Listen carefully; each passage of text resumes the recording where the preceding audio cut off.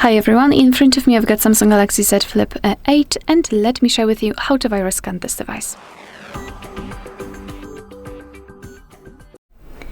So I'll show you how to use a built-in option. We do not really need any kind of third-party apps that will scan our device. So let's open the settings. Here in the settings, we need to scroll down and localize the option which is called Device Care. Let's tap on it. And here we've got the app protection, which is off now. So just tap on it and tap on Turn On. Tap on Turn On. And even though we can see the information that no threats has been found, under it we've got the information that it was never scanned before.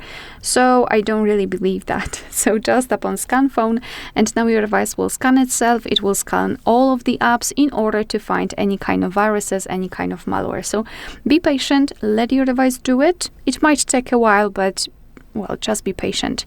And after that, the device will show you the results about the scanning, and if everything is all right, it will show you relevant information. If not, it will show you the information, and as you can see, in my case, everything is good.